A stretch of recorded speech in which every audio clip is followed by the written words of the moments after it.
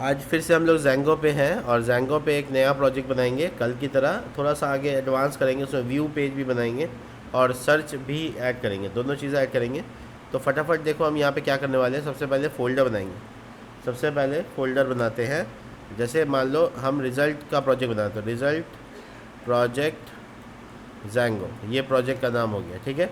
अब हम इसको VS कोड में ओपन कर लेंगे। पहला काम यही है, VS कोड में ओपन इसलिए कर लेंगे ताकि टर्मिनल वगैरह हमको मिल जाए और हम फोल्डर एक्सेस कर सकें। तो हम लोग इस जगह पे टर्मिनल को ओपन करेंगे, जहाँ पर हम लोग सब जानते हैं टर्मिनल यहाँ पे से नया ले सकते हैं। टर्मिनल पे मेक श्योर कर लेना कि ये पावर सेल है। मेरा पावर सेल में एरर नहीं आता है, अगर आप में आता है तो आप इसको चेंज करके कमांड प्रॉम्प्ट कर सकते हैं। तो कमांड प्रॉम्प्ट करने के बाद आप अपना काम शुरू कीजिएगा। सबसे पहले इन्वायरमेंट बनाना है, तो पाइथन -m venv और जो भी नाम रखना चाहते हो वो। इसके बाद आपका जो वर्चुअल इन्वायरमेंट फ़ोल्डर है देखो यहाँ बन गया। अब इसको बनने के बाद इसको एक्टिवेट करना है आपको। पहला काम बनाना, दूसरा काम एक्टिवेट करना। तो देखिए जब तक आपको टर्मिनल वापस नहीं मिलता तब तक अंदर फाइल बन ही रहा है। इन्हें के बीच में कैंसिल कर दीजिएगा, नहीं तो एरर आ जाएगा। जब तक ये पूरा वापस आपको कर्सर मिल जाएगा समझो कि आपका इन्वायरमेंट तैयार हो गया। अब बहुत ईजी है ये फॉर्मेट, वेट कर लो।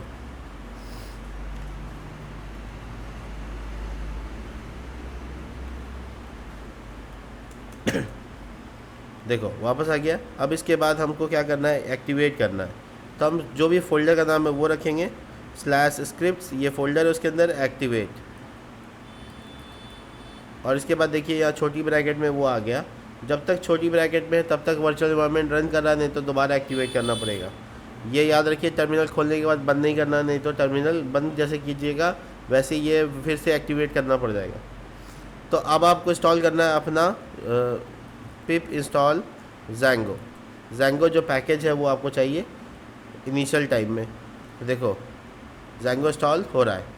इंस्टॉल कहाँ हो रहा है, इसी सर्वर में हो रहा है। जब ज़ेंगो इंस्टॉल होगा तभी ज़ेंगो का प्रोजेक्ट बना सकते हैं। यानी आपको स्टेप यही फॉलो करना है, पहले इंस्टॉल करना है फिर इसको प्रोजेक्ट बनाने में इस्तेमाल करना है। थोड़ा थोड़ा आपको स्टेप बाय स्टेप मैं बता रहा हूँ, इसलिए वीडियो थोड़ा लेंथ लंबा हो जाएगा, लेकिन कोई बात नहीं, आपको इससे फ़ायदा होगा। तो ये प्रोजेक्ट यहाँ पे इंस्टॉलेशन का प्रोसेस अभी भी चल ही रहा। कभी कभी इंटरनेट स्लो होने की वजह से या कभी किसी वजह से ये स्लो होता है, लेकिन नॉर्मल केस में ऐसा स्लो नहीं होता।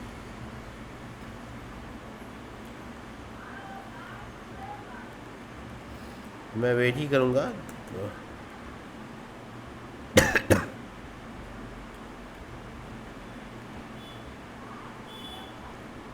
तो यहाँ पे अब देखिए इस जगह पर वापस से मेरे पास आ गया।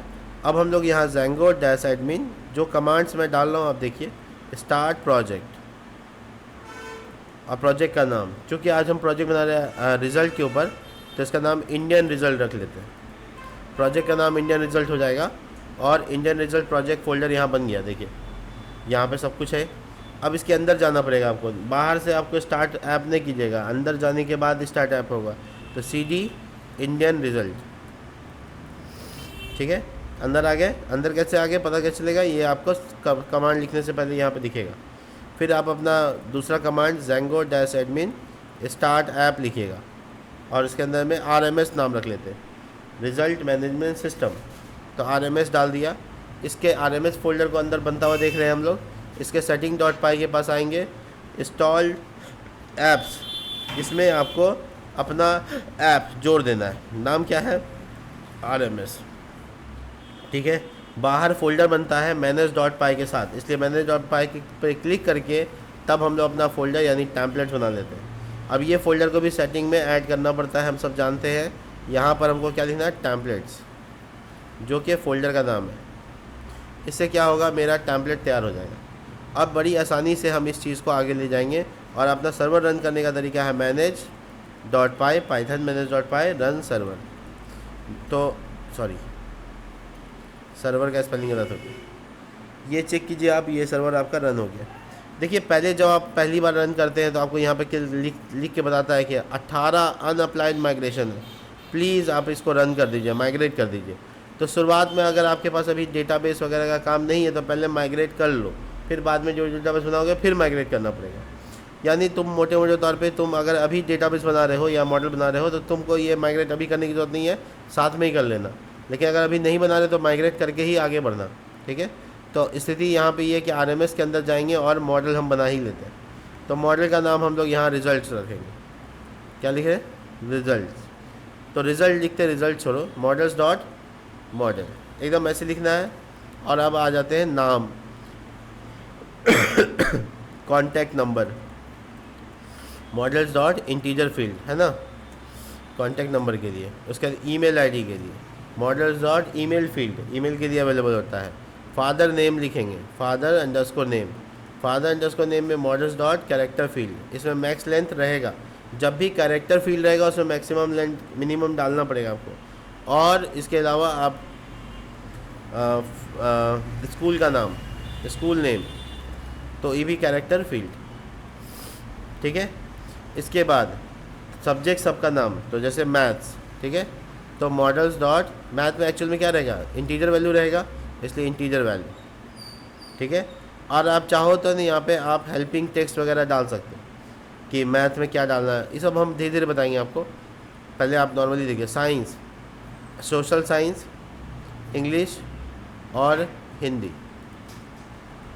Models dot integer field. 5 subject के नाम डाल दिए मैंने, जो कि बेसिकली 5 सब्जेक्ट को इन्फॉर्मेट करेगा, ठीक है। ना इसमें टोटल मार्क्स डालेंगे ना डिवीज़न डालेंगे, टोटल मार्क्स डिवीज़न कैलकुलेट कर लेंगे, ये डाल दो STR और रिटर्न करेंगे नाम को, ठीक है। नाम के साथ साथ तुम चाहो तो कुछ जोड़ भी सकते हो प्लस लगा कर। तो जैसे हम नाम और उसका कॉन्टैक्ट नंबर दोनों एक साथ चाहते हैं, तो नाम भी दिखेगा और कॉन्टैक्ट नंबर भी दिखेगा, दोनों क्या प्लस का क्या काम है, वही कॉन्कैटिनेशन, पाइथन में हम लोग जानते हैं ये बात। अब ये यहाँ पर इस जगह पर आपका मॉडल तैयार हो गया, तो इसका माइग्रेशन करना पड़ेगा, मेक माइग्रेशन।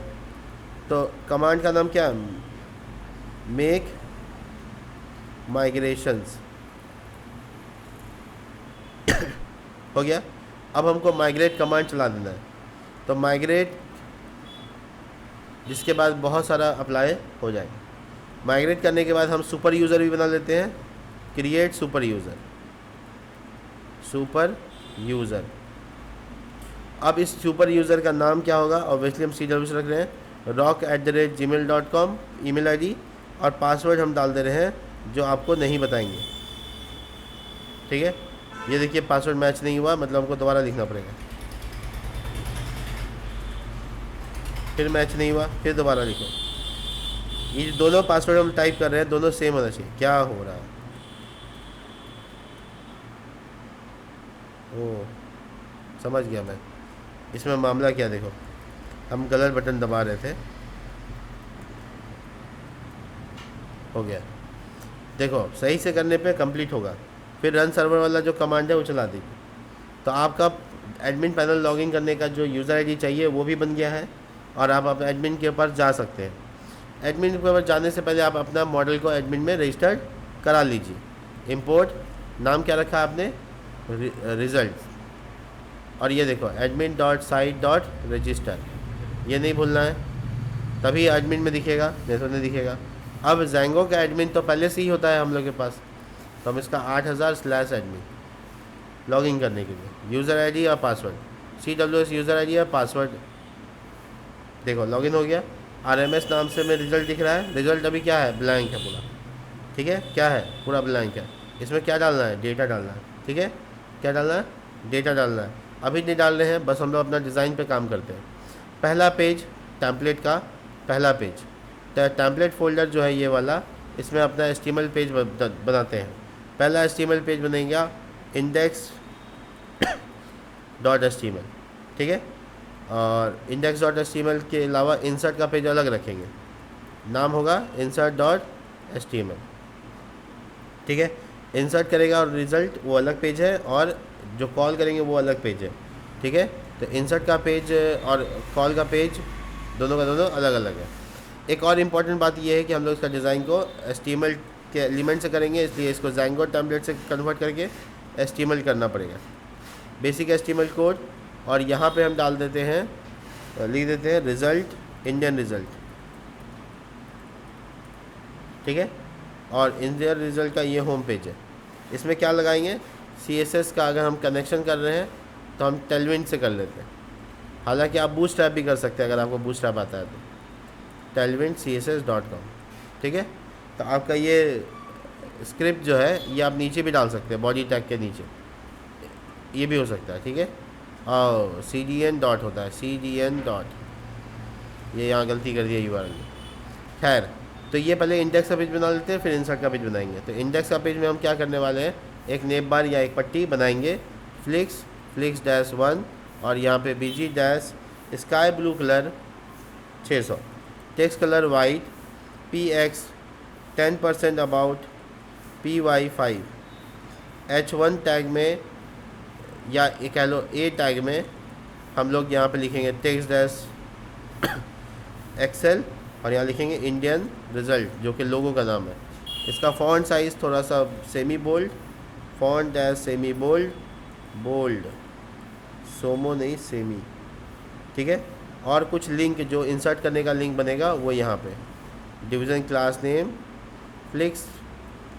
फ्लिक्स-1 आइटम सेंटर, और ये यहाँ पर एक पहला a tag, class name text dash white, font dash semi bold, और यहाँ लिखेंगे इंसर्ट रिजल्ट। ठीक है, और इसको यहाँ पर हम थोड़ा सा बीच बैकग्राउंड कलर वगैरह भी दे सकते हैं, sky blue colour 800, पेडिंग PX 3 PY 2, और थोड़ा सा राउंडेड, दैट्स इट। तो ये हम बटन जैसा डिज़ाइन कर दिया। अब हम लोग अपना पहला पेज को कहाँ ऐड करेंगे, व्यू पेज में। यहाँ पे फंक्शन बनता है, फंक्शन का नाम होम रख लेते हैं और रिटर्न कर देते हैं home.html की जगह पे index.html नाम जो है। ठीक है, ऐसा करने के बाद हमको क्या बनाना है, राउट बनाना है, यानी URL के ऊपर जो कमेंट्स है उसको हटा देते हैं, और यहाँ पे बुला लेते हैं फ्रॉम RMS प्रोजेक्ट का नाम है, उसके अंदर क्या है, व्यूज़ है। इंपोर्ट करेंगे किसको, होम फंक्शन को, और उसको यहाँ पे ऐड कर देंगे। पाथ कुछ नहीं देंगे, इसका वाला होम पेज, और कौन सा फंक्शन चलेगा वो होम, नाम क्या होगा इसका, तो होम पेज लिख देते हैं। ठीक है, तो ये हो गया मेरा पाथ तैयार। क्या हम अपने प्रोजेक्ट को अब देख सकते हैं अपना प्रोजेक्ट खोलो और चेक करो। ठीक है, ये इस पार आना चाहिए था ना, और इंसर्ट रिजल्ट, तो हेडर का थोड़ा डिज़ाइन में गलती हो गया, यहाँ पे आइटम सेंटर लिखो और जस्टिफाई बिटवीन लिखो, तब ये इस कोने में आ जाएगा।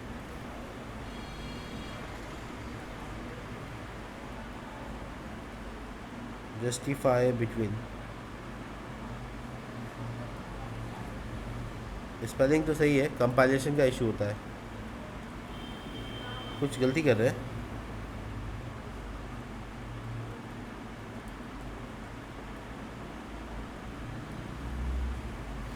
इसमें लगाते हैं फ्लिक्स, अच्छा, इसमें लगा हुआ है फ्लिक्स-1, इसीलिए ये एरर आ रहा है, ये हटाओ, देखो परफेक्ट। ठीक है, अब हम लोग का जो ऊपर का पट्टी है वो तैयार हो गया है। उस पट्टी को तुम अलग भी कर सकते हो। अलग करने का मतलब ये है कि इतना दूर बार बार हर पेज में चाहिए तो इसको कट करके एक नया पेज बना लो।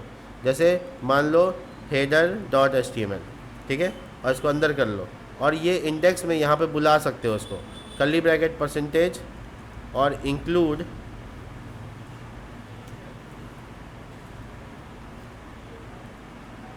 देखो इंक्लूड header.html, ये इस तरीके से शायद आ जाता है। हाँ ठीक है, देखो ये इंक्लूड लिखने से क्या होगा कि जो फाइल है HTML का ये वाला हेडर यहाँ पे आ जाएगा। तो हम इंसर्ट पेज में भी ऐसे बुला लेंगे तो एक ही जगह रहेगा, दोनों जगह आ जाएगा। ठीक है, देखो ये हम वैसे काम कर रहे हैं जैसे PHP में इंक्लूड करते हैं वैसे इसमें भी करते हैं, और बाकी लैंग्वेज तुम पढ़ोगे उसमें भी वही इससे करेंगे। तो ये इंक्लूड करने का तरीका है, आप अलग फाइल बनाकर हेडर को डाल दीजिए और वहाँ का फाइल को यहाँ। फ़ायदा क्या होगा, अगर तुम एक हेडर में चेंज करोगे तो सब पेज का हेडर में अपने आप चेंज हो जाएगा, बड़ा फ़ायदा है इसका। ठीक है, तो खैर इसके नीचे आते हैं और अपना डिज़ाइन को कंप्लीट करते हैं। फ्लिक्स-1 जो कि एक फुल विथ है और इसमें थोड़ा पैडिंग डाल देते हैं। तो PX 10% दिया है पैडिंग ऊपर में, तो इसको भी देंगे। इसके अंदर में मार्जिन टॉप 10 और यहाँ पे एक H2 लिखते हैं और लिखते हैं मैनेज रिजल्ट्स। और जितना नंबर ऑफ़ रिजल्ट होगा यहाँ दिखेगा, ठीक है। अब मैनेज रिजल्ट को बढ़िया दिखाने के लिए 2XL font dash semi bold,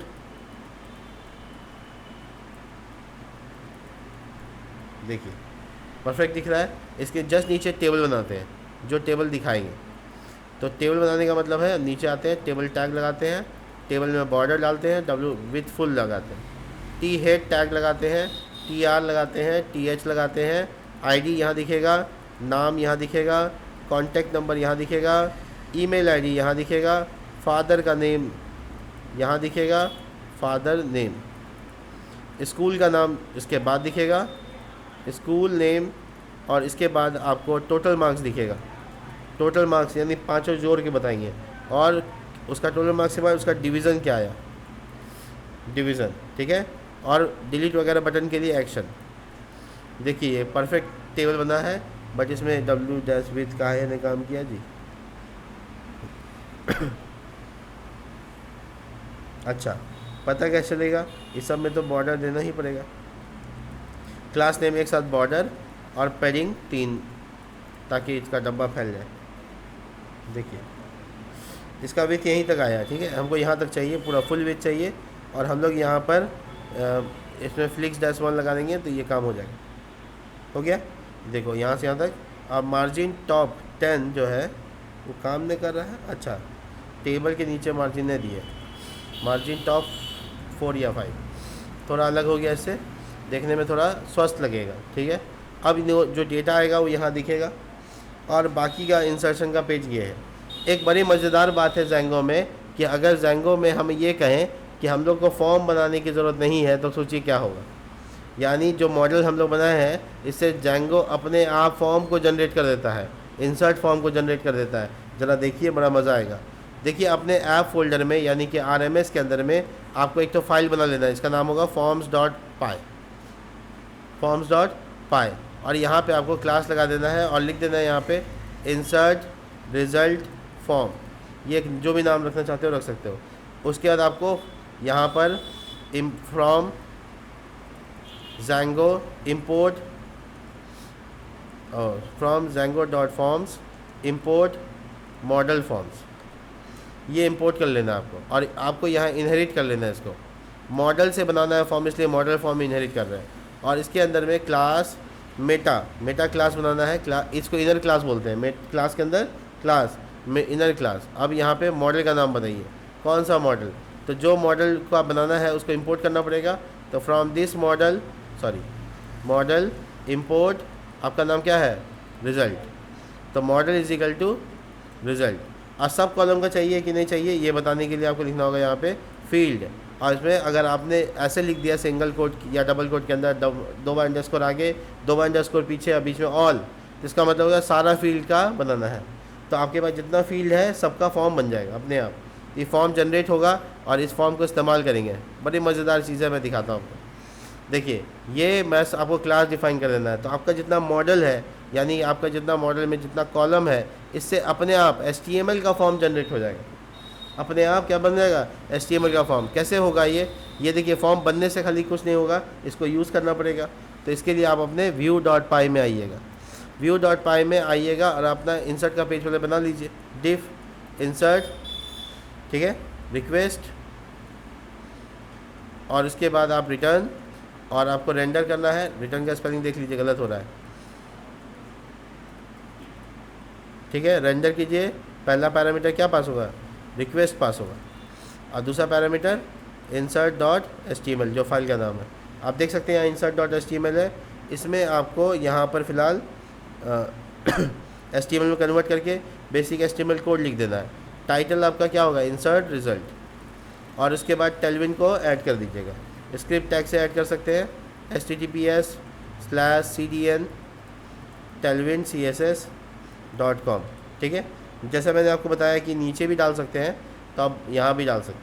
इसके बाद आप अपना वो इंक्लूड कर सकते हैं, किसको, हेडर फाइल को। तो कैसे लिखेंगे, इंक्लूड, और उसके बाद यहाँ पे फाइल का नाम header.html। तो वो हेडर फाइल यहाँ पे भी आ गया, नया बनाने की ज़रूरत नहीं है। अब इसके जस्ट नीचे आप फ्लिक्स-1, और इसके अंदर में आप एक डिव बनाइए जिसका क्लास लगाइए। पहले तो हाँ क्लास लगाइए और यहाँ लिख दीजिए कि देखो बाबू ऐसा है कि MX ऑटो यानी बीच में आने के लिए और W-5/12 होगा, यानी जो चौड़ाई है वो आप बता दीजिए। इसके बाद आप अपना इंडिंग टैग इसका डाल दीजिए। ये हो गया आपका बीच का डब्बा, ठीक है। और यहाँ पे आप चाहो तो जस्टिफाई सेंटर बीच में लाने के लिए और आइटम सेंटर भी डाल सकते हो, ठीक है। H- स्क्रीन भी डाल सकते हो जो हाइट आपको चाहिए। खैर इसकी ज़रूरत अभी नहीं है, इससे जस्ट ऊपर S2 डाल दो जिसमें लिखा होगा इंसर्ट रिजल्ट हेयर। ये मैसेज होगा टाइटल के तौर पे।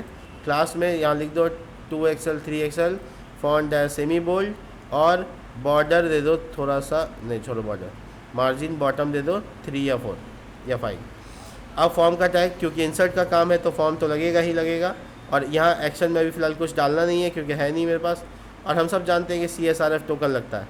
CSRF यानी cross side reference forgery token, CSRF_ token, ये लगाने बिना फॉर्म सबमिट नहीं होगा, ठीक है, ये लगाना ही पड़ेगा। अब आते हैं उस बात पे कि यहाँ पर हम फॉर्म बनाएंगे नहीं, ठीक है, बस एक चीज़ बनाएंगे, सबमिट बटन। तो वो हम बाद में दिखाते हैं आपको। यहाँ पे हम फॉर्म को पास कर देंगे। कौन फॉर्म को? जो अभी हम लोग यहाँ बनाए। इस फॉर्म को यहाँ पे से व्यू में लाना पड़ेगा तब नहीं यहाँ पे जा सकता है।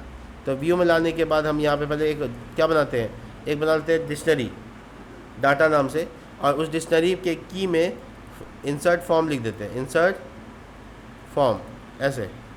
और ये देखो नाम क्या था इसका, नाम देखो क्या है, सॉरी फॉर्म में क्या नाम है, इंसर्ट रिजल्ट फॉर्म, ठीक है। तो आपको क्या करना होगा, यहाँ इंपोर्ट करना पड़ेगा। कैसे इंपोर्ट होगा? फ्रॉम दिस फॉर्म इंपोर्ट, सब जगह सेम तरीका है। इंसर्ट बोलिए ना, इंसर्ट रिजल्ट फॉर्म, आगे इंपोर्ट हो गया। इसको यहाँ पास कर दो, इंसर्ट रिजल्ट फॉर्म, ठीक है। मेथड कौन सा यूज़ कर रहे हो? तो request dot post, post method use कर रहे हो, यहाँ पास कर दो रिक्वेस्ट डॉट पोस्ट। इसके बाद इसको सेकेंड पैरामीटर में डाटा यानी कि पूरा डिक्शनरी को पास कर दो। तो डाटा ये जो डिक्शनरी वेरिएबल है चला गया, मतलब इंसर्ट फॉर्म नाम से एक्सेस कर सकते हैं। चलो करके देखते हैं। इंसर्ट के पेज में आएंगे और यहाँ पर लिखेंगे कर्ली ब्रैकेट परसेंटेज, और उसका नाम क्या पास किए हैं, insert form dot as underscore P. ये एज पैराग्राफ हो गया। अगर तुम इसको यूएल में जाओ तो as UL, insert form dot as P, जैसे बिना एज पी के भी हो जाएगा। पहले ये देखो इंसर्ट का पेज यहाँ पे लिंक नहीं है, तो आपको पहले इसका राउट बनाना पड़ेगा। बिना राउट के तो इसको एक्सेस नहीं कर सकते। तो फंक्शन तो बन गया है, फंक्शन तो बन गया है, URL नहीं बना है। तो URL बनाएंगे फ्रॉम पाथ इंसर्ट स्लैश, और कौन सा फंक्शन काम करेगा, इंसर्ट। कहाँ से लाएंगे पता नहीं, नाम क्या होगा, इंसर्ट। कहाँ से लाना है, यहाँ से कॉमा लगाना है और फंक्शन का नाम लिख हो गया। अब चेक करो, इसको इस पर लिंक कर देते हैं, किस पे, हेडर पे। अब देखो एक जगह लिंक करेंगे, दोनों पेज में अपने आप लिंक हो जाए। यहाँ पे क्या लिखेंगे, कर्ली ब्रैकेट परसेंटेज URL, और URL का नाम क्या नाम है, इंसर्ट। और होम पेज में जाने के लिए क्या नाम है, कल इसमें दे देते हैं लोगों पे कर्ली ब्रैकेट परसेंटेज URL, और यहाँ पे लिखेंगे होम पेज। इसका क्या मतलब, इसका ये मतलब कि होम पेज इस पर क्लिक करें तो होम पेज जाएगा, इस पर क्लिक करें तो इंसर्ट में जाएगा। तो हम आपस में पेज को स्विच कर सकते हैं। देखो ये देखो, अब हमको यहाँ पे आ गया insert form is not tag. अच्छा वहाँ पे गलती कर दी है हम, इंसर्ट में यहाँ पे कर्ली ब्रैकेट 2 बार होगा, मतलब कॉलिंग वाला काम करेगा, ये परसेंटेज का साइन नहीं होगा। अरे बाबा, ये देखो पूरा फॉर्म बन के तैयार।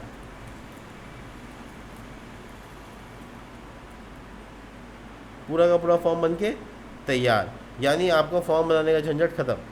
अब इस फॉर्म का डिज़ाइन में कुछ गड़बड़ी लग रहा है आपको?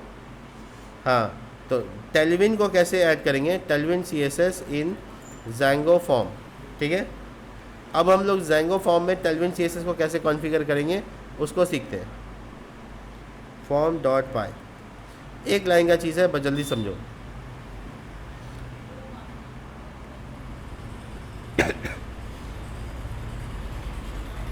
पहले देख लेते हैं, नहीं होगा तो हम तो बहुत तरीका अपना सकते हैं, CSS से भी कर सकते हैं। देखो ठीक है, तो हम अभी फ़िलहाल के लिए क्या करेंगे, इसका डिज़ाइन अच्छा करना है हमको, तो हमें ना ऐसे पहले एक बार इंस्पेक्ट कर लेते हैं, दिखाते हैं। देखो इसमें पूरा फॉर्म बन के तैयार हो गया। देखो ये फॉर्म टैग है, उसके अंदर क्या है, इनपुट है, इसके अंदर क्या है, इनपुट है, और ULLI में बन के आया। देखो ULLI बना है, फिर लेबल आया है, फिर ULLI है, फिर लेबल आया है, इस तरह से, ठीक है। तो हम लोग है ना ऐसे थोड़ा सा छोटा सा पार्ट है, तो इसको CSS में कर सकते हैं। तो CSS में एक लाइन खाली स्टाइल लगाएंगे CSS के लिए, और एक बात लिखेंगे, देखो फॉर्म टैग, ठीक है। जब अगर तुमको लगे कि नहीं फॉर्म टैग का कोई नाम होना चाहिए, तो तुम यहाँ पे क्या करोगे, फॉर्म टैग का क्लास लगा दोगे और लिखोगे इंसर्ट फॉर्म, मान लो। तो ये इंसर्ट फॉर्म क्लास का नाम हो गया, तो CSS कर सकते हैं इससे। तो हम यहाँ लिखेंगे डॉट इंसर्ट फॉर्म, है ना। डॉट इंसर्ट फॉर्म में के अंदर जितना भी इनपुट है, के अंदर जितना भी इनपुट है उसमें बॉर्डर लगा दो 1 पिक्सल सॉलिड ब्लैक।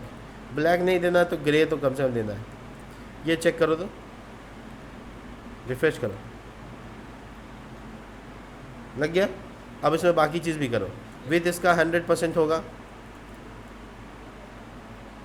ठीक है। और विथ जब हम लोग दिया तो पेडिंग होगा 4 पिक्सल दाएं बाएं से, 3 पिक्सल ऊपर नीचे से।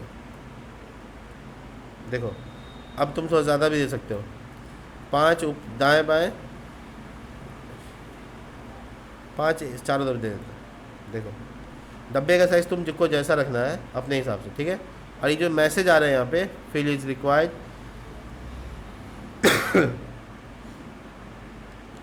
इसको dot as underscore P paragraph wise भी कर सकते हो।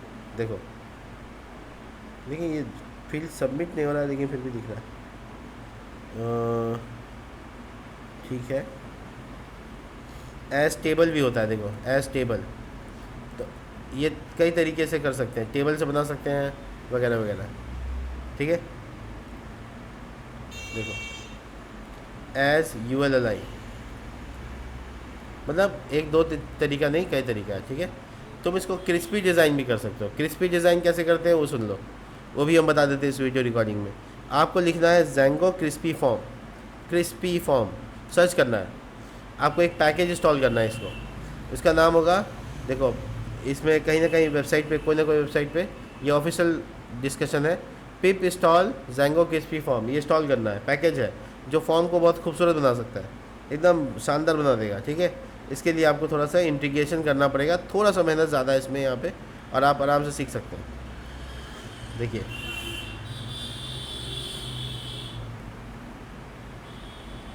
देखो देखो कितना सुंदर लग रहा है देखने में, ठीक है। तो आपको करना क्या है, इंस्टॉलेशन करना है, पिप इंस्टॉल क्रिस्पी टेलविन, ठीक है। पहले तो आपको ये कर लेना है, देखो पहले तो आपको क्रिस्पी फॉर्म इंस्टॉल करना है, ठीक है। तो हम फिर से बता रहे हैं, Django क्रिस्पी फॉर्म सर्च कीजिएगा, आपको पैकेज मिलेगा कहीं जगह, पिप इंस्टॉल Django क्रिस्पी फॉर्म दिख रहा है। इसको कॉपी कर लीजिएगा, कॉपी करने के बाद अपने टर्मिनल पे, बंद नहीं करना टर्मिनल को, सर्वर रहना चाहिए यहाँ पे, ध्यान रखिएगा, नहीं तो कहीं और इंस्टॉल हो जाएगा, इस जगह इंस्टॉल नहीं होगा। तो ये इंस्टॉलेशन का प्रोसेस कंप्लीट हो जाएगा। इसके बाद आपको एक वेबसाइट पे आना है, देखो मैं थोड़ा सा पीछे आता हूँ, गूगल पे सर्च कर रहा हूँ, टेलविन, ठीक है। Django crispy form Tailwind, bootstrap होता है तो बूटस्ट्रैप भी आता है। तो ये यहाँ पर देखो क्रिस्पी फॉर्म का एक पैकेज फोल्डर मिल जाता है, जिसको थोड़ा नीचे लेकर आओगे, देखो डिज़ाइन बता रहा है और बता रहा है इंस्टॉल कैसे करना है। तो वो इंस्टॉलेशन का प्रोसेस को फॉलो कर सकते हो, इससे आपका फॉर्म फटाफट डिज़ाइन अच्छा हो जाएगा। देखो ये हो गया इंस्टॉलेशन। इसके बाद आपको क्रिस्पी फॉर्म और क्रिस्पी टेलविन को कहाँ डालना है, देखो इंस्टॉल ऐप में। तो ये दोनों को कॉपी करना है और अपने setting.py में जाना है। ऑब्वियसली आपको पता है कहाँ पे इंस्टॉल लगाते हैं, इतना 2-3 बार करने पे पता चल जाता है कहाँ लगाया, वहीं पे जहाँ RMS लगाते हैं। फिर इसके बाद बोल रहा है setting.py में 2 वेरिएबल भी बनाओगे, ये दोनों को कॉपी करोगे और ये दोनों को setting.py में कहीं भी लिख सकते हो, बस कॉपी और पेस्ट कर दो। क्या है, crispy allowed template Tailwind, crispy template Tailwind, तो टेलविन कॉन्फ़िगर हो जाएगा। इसके बाद अब जब आप अपना फॉर्म बनाइएगा तो बस उसमें क्या लगाना है, फॉर्म का नाम होगा, पाइपलाइन देकर क्रिस्पी लिख देना है और ऊपर में लोड करना है टेलविन फ़िल्टर।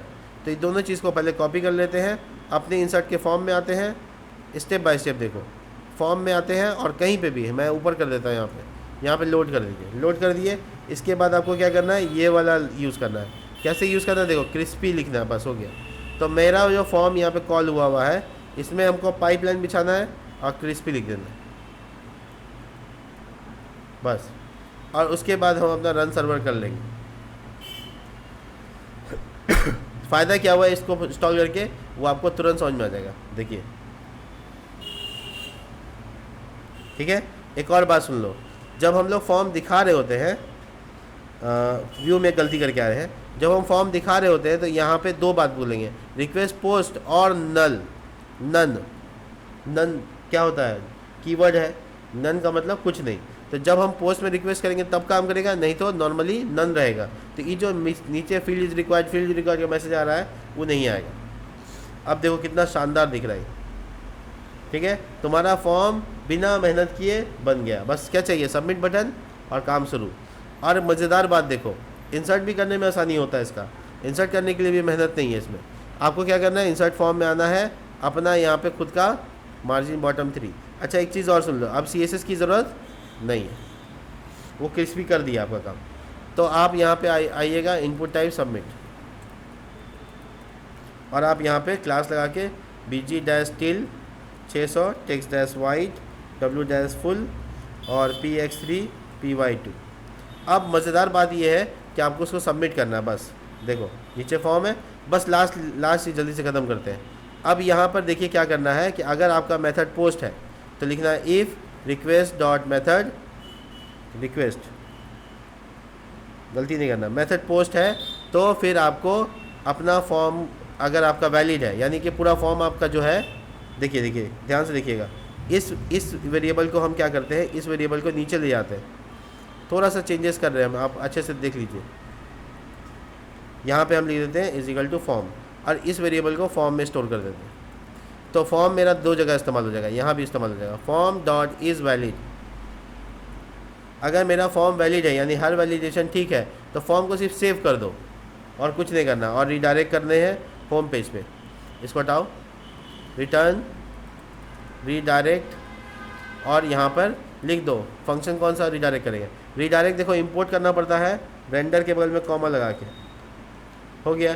और हमारा ये फॉर्म पता है सारा का सारा डेटा सेव भी हो जाएगा, मतलब आपको एक एक करके सबका नाम लिखने की ज़रूरत नहीं है, सिर्फ वैलिड चेक करो और सेव कर दो, बस हो गया, ख़त्म हो गया काम। अब देखिए इंसर्ट करके, इंसर्ट हो चुका है, हम आपको खाली दिखा देते हैं। देखिए Shivam, contact number, email ID, father name, school name, math में कितना, साइंस में कितना, इंग्लिश में कितना, हिंदी में कितना। आपका डेटा कॉलिंग नहीं हुआ इसलिए नहीं दिख रहा है, न तो हम नॉर्मली पीछे बैकएंड में दिखा सकते हैं आपको। अब यहाँ पे देखो क्या आ रहा है, यहाँ पे आ रहा है कि स्ट्रिंग्स के साथ कॉन्केटिनेट होता है, नंबर के साथ नहीं। गलती क्या हुआ होगा मॉडल में, यहाँ पर हम कॉन्टैक्ट के साथ इंटीग्रेट, कॉन्टैक्ट तो इंटीजर है, इंटीजर के साथ कॉन्केटिनेशन नहीं होता है, इसको हटा दो, कोई दिक्कत नहीं, सिर्फ नेम रखो। देखो चलो आपको दिखाते हैं, आ गया शिवम का डेटा, स्टोर्ड है सब डेटा। ठीक है, अब बाकी का काम कॉलिंग का है जो हम लोग कल कर लेंगे। तो अभी फ़िलहाल इंसर्ट का काम किए हैं, और बहुत ही शानदार तरीके से, यानी फॉर्म डॉट पाई का इस्तेमाल करके बिना इंसर्ट में कोई कॉलम का नाम लिखे आप साफ कॉलम इंसर्ट कर सकते हो, और फॉर्म आपका काफ़ी मज़ेदार बनेगा, जल्दी से बन जाएगा। मिलते हैं नेक्स्ट वीडियो में, तब तक के लिए बाय।